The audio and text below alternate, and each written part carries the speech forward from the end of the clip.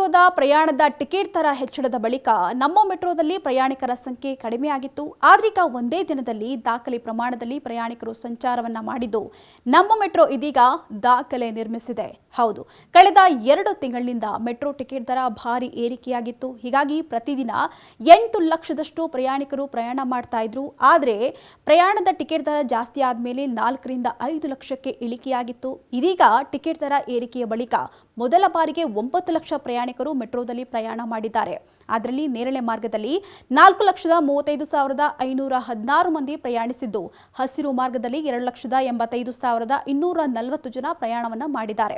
ಇನ್ನು ಕೆಂಪೇಗೌಡ ನಿಲ್ದಾಣದಲ್ಲಿ 1,87,397 ಪ್ರಯಾಣಿಕರು ಮಾರ್ಗವನ್ನ ಬದಲಾಯಿಸಿದ್ದಾರಂತೆ.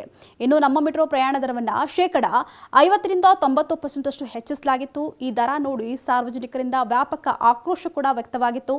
ಅಲ್ಲದೆ ಅಭಿಯಾನ ಮಾಡಿ ನಮ್ಮ ಮೆಟ್ರೋವನ್ನ ಬಹಿಷ್ಕಾರ ಸಹ ಮಾಡಿ ನಮ್ಮ ಮೆಟ್ರೋ ಅಧಿಕಾರಿಗಳ ನಡೆಯನ್ನ ಖಂಡಿಸಲಾಗಿತ್ತು. ಇದೇ ವೇಳೆ ಮೆಟ್ರೋ ಪ್ರಯಾಣಕ್ಕೆ ಬ್ರೇಕ್ ಹಾಕಿ ಸಾಕಷ್ಟು ಪ್ರಯಾಣಿಕರು ತಮ್ಮ ಸ್ವಂತ ವಾಹನಗಳೊಂದಿಗೆ ಸಂಚಾರವನ್ನ ಮಾಡೋದಕ್ಕೆ ಶುರು ಮಾಡಿದ್ರು. ಆದರೆ ಇದೀಗ ಡೀಸೆಲ್ ಬೆಲೆ ಏರಿಕೆಯಾಗಿದ್ದು ಟ್ರಾಫಿಕ್ನಿಂದ ಓಡಾಡೋದಕ್ಕೆ ಕಷ್ಟವಾಗಿ ಹೋಗಿದೆ. ಹೀಗಾಗಿ ಸಮಯ ಕಾಯ್ದುಕೊಳ್ಳಲು ಮತ್ತೆ ಮೆಟ್ರೋಗಳತ್ತ ಜನರು ಮುಖ ಮಾಡ್ತಿದ್ದು ಪ್ರಯಾಣಿಕರ ಸಂಖ್ಯೆ ಜಾಸ್ತಿಯಾಗಿದೆ.